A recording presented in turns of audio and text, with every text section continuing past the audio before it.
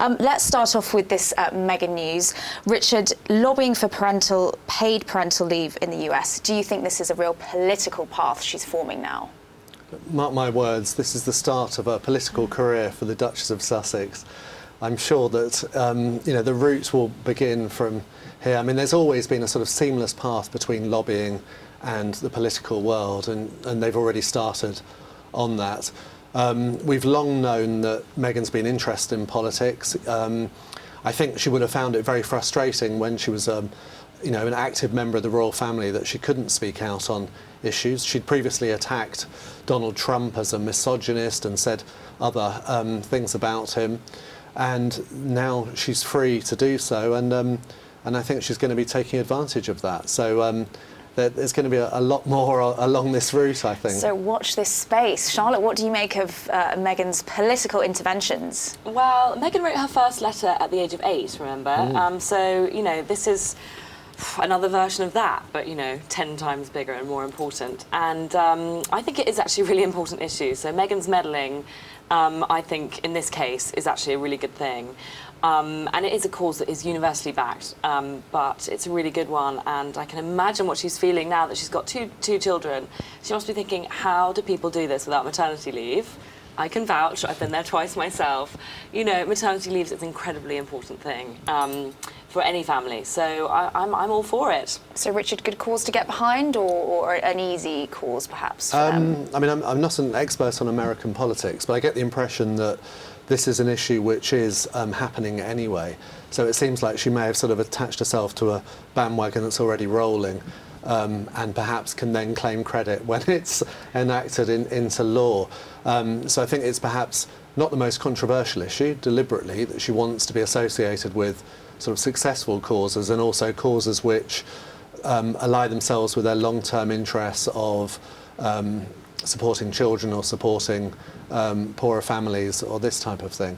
And it gives her an excuse to get her children's names into the letter, which kind of helps her cause. And by the way, my children are royal, and that's got to be helpful, hasn't it? Archie and Lily. And wasn't it fascinating how the letter was very much from the office of the Duke and Duchess of Sussex? I know, the formal writing at the top. For people who wanted to get rid of their royal titles, they seem very keen to make the most of the sort of gravitas that those titles give them. But then she said, but I'm writing as a mom.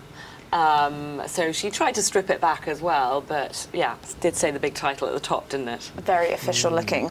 And her father, Thomas Markle, on the airwaves again. I mean, Charlotte, how damaging do you think this is to Harry and Meghan? Is it damaging at all now they perhaps don't have as much protection from the royal family? I don't think it's damaging at this point, because Thomas Markle has spoken so many times, and he said himself in the latest interview that it's not working, because what he said he was going to do was speak every once in a while until Meghan got back in touch with him. And in the latest interview he said, I've been doing this for 4 years and it's not working. I'm afraid it's not working either for the audience. Isn't it a fascinating contrast, though? I mean, we've had Meghan in her letter directly using her experience of her father and her parents when she was a child, how they had to make sacrifices and this type of thing. Then on the other hand, we've got this complete cut-off with her father, that he's saying, he hasn't met his grandchildren, he's never met his son-in-law. And it just seems so strange to me how on the one hand she's using the example of her parents, when she lived with her father from the age of 12, he supported her through college, he paid for her college, I think, and then on the other hand not to speak to him at all. It just seems such a strange contrast to me. Yeah, because she was quite open, I thought, in the letter about sort of her childhood and the experiences she went through, which I sort of felt like we haven't really heard much about before. She's alluding to it was a tough upbringing. Her parents obviously clearly, needed to work hard to bring her up. Yeah, I mean, she went to private school, but that was because of the sacrifices that they'd made.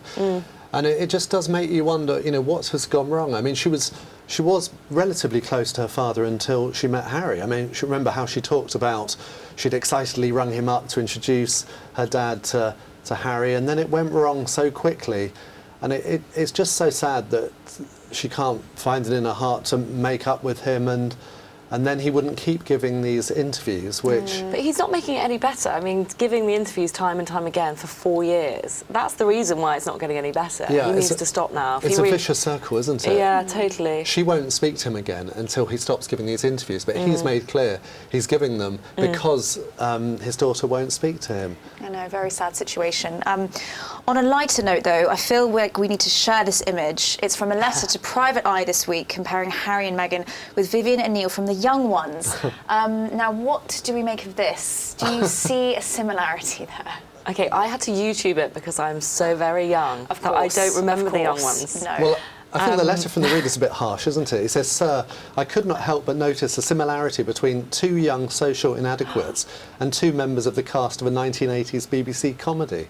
Do you remember? It's the 1980s, Richard. Is that your era? I You had were to very sneak young, obviously. downstairs as a small child to watch it, and it was hilarious. But yeah, it was about their dysfunctional relationship of these two student flatmates. I'm sure it's absolutely nothing like the harmonious relationship in Montecito between our beloved Duke and Duchess of Sussex. The clip that I found, the one with the long hair, was really mopey and moany. Is that about right? Does that sound about right? Yes, yeah.